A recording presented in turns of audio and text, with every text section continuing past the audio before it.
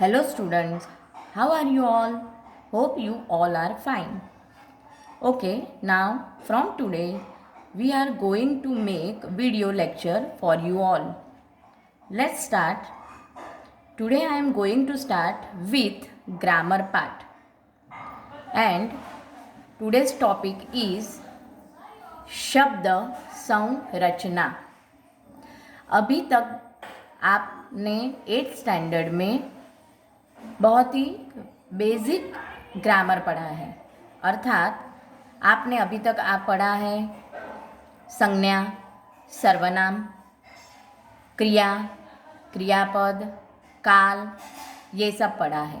अब आप 9वीं कक्षा में आए हैं तो 9वीं कक्षा में ग्रामर और विस्तृत हो गया है. इसलिए हमारा आज का पहला टॉपिक है शब्द संरचना, जिसको इंग्लिश में कहते हैं वर्ड फॉर्मेशन. अब पहले तो हम इसकी परिभाषा देखते हैं, अर्थात डेफिनेशन. भाषा में एक शब्द से दूसरा शब्द बनाने की प्रक्रिया को शब्द संरचना कहा जाता है. और एक बात याद रखिए कि आपको जब भी वीडियो लेक्चर देखने बैठे तो अपने साथ हिंदी नोटबुक और पेन लेकर बैठना है, जिससे कि जो भी मैं ग्रामर का टॉपिक आपको पढ़ा रही हूँ वो आपको नोटबुक में लिखते जाना है. ओके, तो देखते हैं कि भाषा में एक शब्द से, भाषा अर्थात लैंग्वेज, फिर वो कोई भी लैंग्वेज हो सकती है, लेकिन यहाँ पर हिंदी की बात की गई है, कि दूसरा शब्द बनाने की जो प्रक्रिया है उस प्रक्रिया को, प्रक्रिया का मतलब है प्रोसेस, शब्द संरचना कहा गया है. अब शब्द संरचना में मूल शब्दों में कुछ शब्दांश या शब्दों को जोड़कर नए शब्द बनाए जाते हैं. अब यहाँ पर आपको सिर्फ परिभाषा पढ़ने से उसका अर्थ समझ में नहीं आएगा, तो हम उसके लिए देखते हैं उदाहरण. पहला उदाहरण है अभाव. अब यहाँ पर जो ये भाव है ये मूल शब्द है. जैसे कि हमने कहा कि एक शब्द से दूसरा शब्द बनाने की प्रक्रिया, तो एक शब्द हुआ ये भाव, ये मूल शब्द है, और उस पर आगे हमने लगाया अ.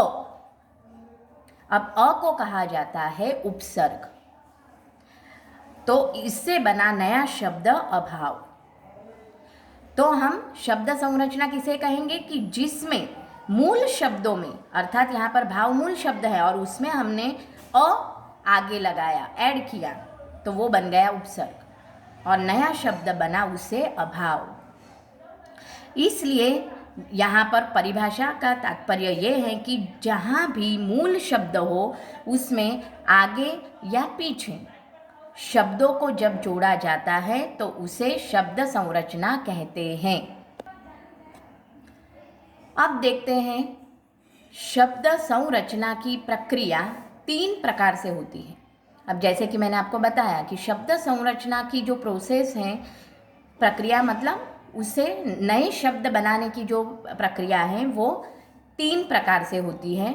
पहला प्रकार है उपसर्ग द्वारा, दूसरा प्रकार है प्रत्यय द्वारा, तीसरा प्रकार है समास और संधि के द्वारा. अब आपके लिए ये तीनों शब्द नए हैं. उपसर्ग का अर्थ नहीं पता, प्रत्यय क्या है वो आपको नहीं पता, और समास और संधि से तो आप अनभिज्ञ हैं. तो हम पहले पॉइंट से शुरू करते हैं, उसको समझने का प्रयत्न करते हैं. पहला है उपसर्ग द्वारा, यानी शब्दों में जो परिवर्तन आता है वो उपसर्ग द्वारा आता है. अब पहले तो उसकी परिभाषा देखेंगे कि उपसर्ग क्या है. वे शब्दांश जो किसी शब्द के पहले जुड़कर नए शब्द का निर्माण करते हैं और उसके अर्थ में विशेषता या परिवर्तन कर देते हैं, वे उपसर्ग कहलाते हैं. अब ये पूरी उपसर्ग की परिभाषा है. अब उसको हम उदाहरण के माध्यम से समझते हैं. पहला उदाहरण, यहाँ से चलते हैं उपदेश. अब यहाँ पर ये उप के नीचे मैंने अंडरलाइन की है, तो उप क्या है, उपसर्ग. यहाँ पर मैंने इसका विग्रह किया, विग्रह मतलब अलग अलग किया कि उप प्लस देश।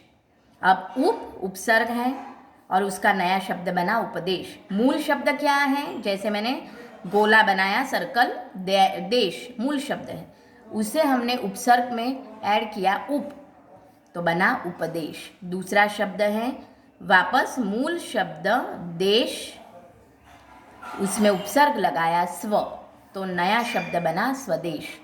तीसरा है वापस देश, लेकिन उपसर्ग यहाँ पर परिवर्तन हुआ है वी, तो उससे बना विदेश। यानी कि इसका तात्पर्य है कि जहाँ पर भी ऐसे आगे शब्द, जैसे हमने यहाँ कहा जो किसी शब्द के पहले जुड़कर, यानी शब्द है, मूल शब्द होता है देश, लेकिन उसके पहले जुड़ा जो शब्द है, जहाँ पर उप, स्व और वी, ये तीनों पहले जुड़े हुए शब्द हैं, तो इन तीनों शब्दों को हम कहेंगे उपसर्ग।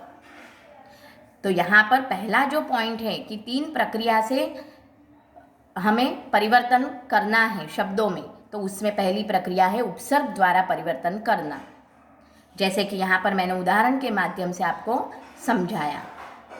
अब इसमें नियम भी होते हैं कि सिर्फ इतने से आपको पता नहीं चलेगा, लेकिन इसमें रूल्स एंड रेगुलेशन होते हैं। आइडेंटिफाई करना है कि कौन सा उपसर्ग है, क्या लगने पर शब्दों का परिवर्तन होता है, तो उसके विषय में हम वीडियो लेक्चर 2 में चर्चा करेंगे।